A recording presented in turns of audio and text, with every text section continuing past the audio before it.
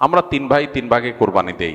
এক ভাইয়ের অবস্থা ভালো, তাই সে বেশিরভাগ টাকা দেয়, আর আমরা অল্প কিছু পরিমাণ শরিক হই। তাহলে কি আমাদের কোরবানি আদায় হবে কিনা? এটা একটা গুরুত্বপূর্ণ প্রশ্ন।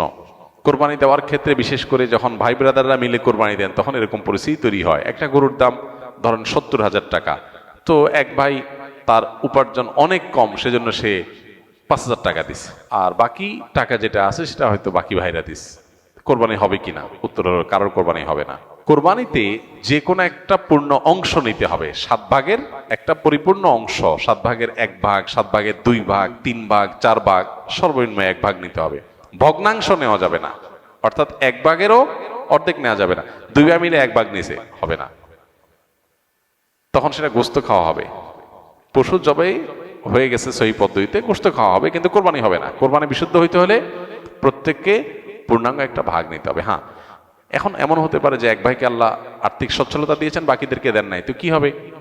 তখন সচ্ছল যিনি, তিনি তার পক্ষ থেকে কোরবানি দিয়ে বাকি সবাইকে সবার পক্ষ থেকে দিবেন, যে ঠিক আছে তোমার পক্ষ থেকে একটা শেয়ার, তুমি টাকা দিলা না, আমি তোমারটা দিয়ে দিলাম, এটা হতে পারে।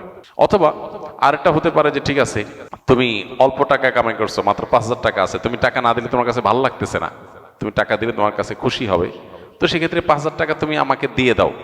এটা কোরবানির শেয়ার না, আমি কোরবানিতে এটা লাগাবো, সেটা ভিন্ন বিষয়, বাট তুমি শেয়ার হিসাবে দিলে না, এটা হতে পারে।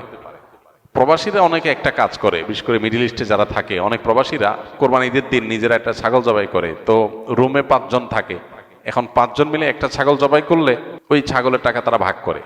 এই যে এক ছাগলে কয়জন শরিক হতে পারবে, কয়জন কোরবানি দিতে পারবে? একজন। ভগ্নাংশ দেওয়া যাবে না। তাহলে একজন কোরবানি দিলে রুমের যে কোনো একজন কোরবানি দিবে, তো বাকি 4 জন তারা কি বসে বসে খাবে?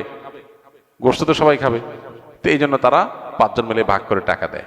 এখানে কারোরই আসলে কোরবানি হবে না, জবাই করা হবে, পশুর গোস্ত খাওয়া হালাল হবে, কিন্তু কোরবানি হবে না। যদি কোরবানি হতে হয় তাহলে এমন করা যেতে পারে, 5 জন মিলে টাকা দিল একজনকে, দিয়ে বললো ভাই আপনি মুরব্বী মানুষ, বড় মানুষ, বা আপনি যে কোনো কারণে আমাদের থেকে ভিন্নতর, তো এই টাকাটা আমরা সবাই তুলে আপনাকে দিলাম, কোরবানিটা আপনার তরফ থেকে আপনি দেন, সবটা একজনের হলো, গোস্তটা সবাই খাইলো।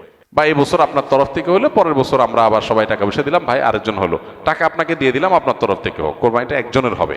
ঠিক একইভাবে গরুতে ভগ্নাংশ, এটার ভাগ এভাবে আপনার শরিক হওয়া যাবে না, পূর্ণাঙ্গ একটা অংশের শরিক হতে হবে, তারপরে কোরবানি বিশুদ্ধ হবে।